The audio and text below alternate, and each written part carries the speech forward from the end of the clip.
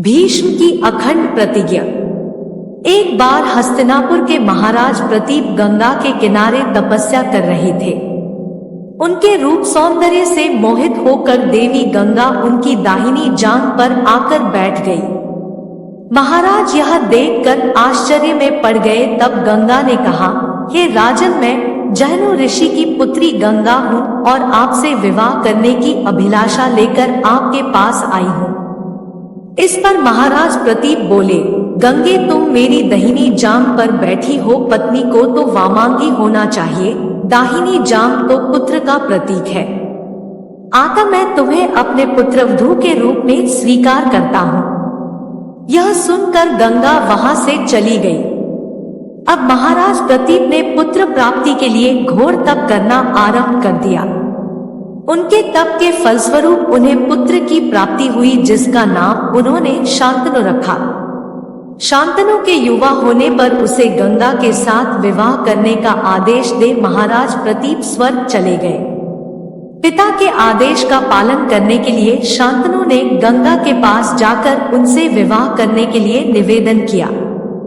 गंगा बोली, राजन, मैं आपके साथ विवाह तो कर सकती हूँ, किंतु आपको वचन देना होगा कि आप मेरे किसी भी कार्य में हस्तक्षेप नहीं करेंगे। शांतनु ने गंगा के कहे अनुसार वचन देकर उनसे विवाह कर लिया।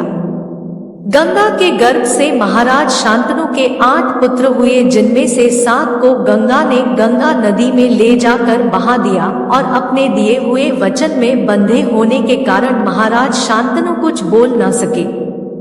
जब गंगा का 8वां पुत्र हुआ और वह उसे भी नदी में बहाने के लिए ले जाने लगी तो राजा शांतनु से रहा न गया और वे बोले, गंगे, तुमने मेरे 7 पुत्रों को नदी में बहा दिया, किंतु अपनी प्रतिज्ञा के अनुसार मैंने कुछ न कहा। अब तुम मेरे इस 8वें पुत्र को भी बहाने जा रही हो। मैं तुमसे प्रार्थना करता हूँ कि कृपा करके इसे नदी में मत बहाओ। यह सुनकर गंगा ने कहा, राजन, आपने अपनी प्रतिज्ञा भंग कर दी है, इसलिए अब मैं आपके पास नहीं रह सकती। इतना कहकर गंगा अपने पुत्र के साथ अंतर्ध्यान हो गई। तत्पश्चात महाराज शांतनु ने 36 वर्ष ब्रह्मचर्य व्रत धारण करके व्यतीत कर दिए। फिर एक दिन उन्होंने गंगा के किनारे जाकर गंगा से कहा, गंगे, आज मेरी इच्छा उस बालक को देखने की हो रही है जिसे तुम अपने साथ ले गई थी।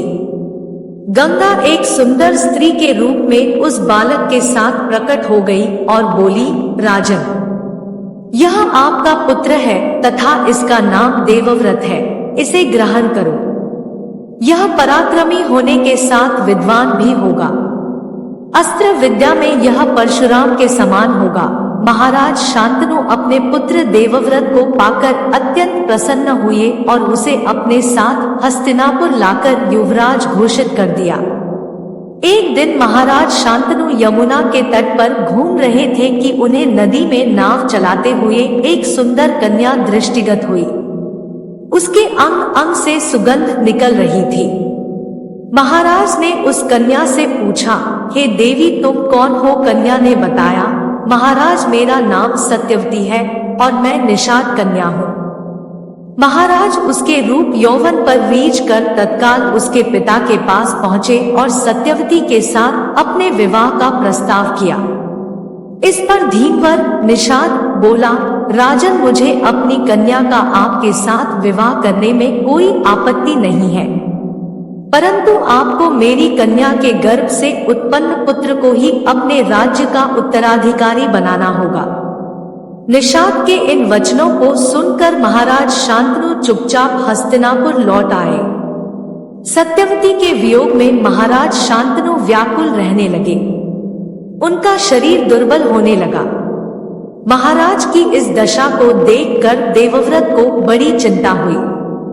जब उन्हें मंत्रियों के द्वारा पिता की इस प्रकार की दशा होने का कारण ज्ञात हुआ तो वे तत्काल समस्त मंत्रियों के साथ निषाद के घर जा पहुंचे और उन्होंने निषाद से कहा, हे निषाद, आप सहर्ष अपनी पुत्री सत्यवती का विवाह मेरे पिता शांतनु के साथ कर दें। मैं आपको वचन देता हूँ, कि आपकी पुत्री के गर्भ से जो बालक जन्म लेगा वही राज्य का उत्तराधिकारी होगा।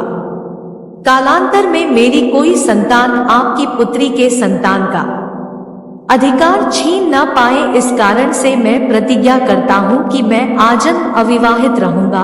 उनकी इस प्रतिज्ञा को सुनकर निषाद ने हाथ जोड़कर कहा, हे देवव्रत, आपकी यह प्रतिज्ञा अभूतपूर्व है। इतना कहकर निषाद ने तत्काल अपनी पुत्री सत्यवती को देवव्रत तथा उनके मंत्रियों के साथ हस्तिनापुर भेज दिया। देवव्रत ने अपनी माता सत्यवती को लाकर अपने पिता शांतनु को सौंप दिया। पिता ने प्रसन्न होकर पुत्र से कहा, वत्स, तूने पितृभक्ति के वशीभूत होकर ऐसी प्रतिज्ञा की है जैसी कि न आज तक किसी ने किया है और न भविष्य में करेगा। मैं तुझे वरदान देता हूँ कि तेरी मृत्यु तेरी इच्छा से ही होगी। तेरी इस प्रकार की प्रतिज्ञा करने के कारण तू भीष्म कहलाएगा और तेरी प्रतिज्ञा भीष्म प्रतिज्ञा के नाम से सदैव प्रख्यात रहेगी। गंगा ने स्वयं का परिचय जहनु ऋषि की पुत्री के रूप में दिया, जबकि वे हिमालय पुत्री थी। मैं अच्छी प्रकार से जानती हूँ कि पाठक अवश्य यह समझते होंगे कि गंगा ने ऐसा क्यों कहा, किंतु यह भी हो सकता है कि कुछ पाठकों को ज्ञात न हो कि गंगा जहनु ऋषि की पुत्री कैसे हुई। आशा करता हूँ कि आपको यह पोस्ट पसंद आई होगी। ऐसी ही और वीडियो देखने के लिए हमारे इस चैनल ज्ञान की गंगा को सब्सक्राइब करें। धन्यवाद। हर हर महादेव।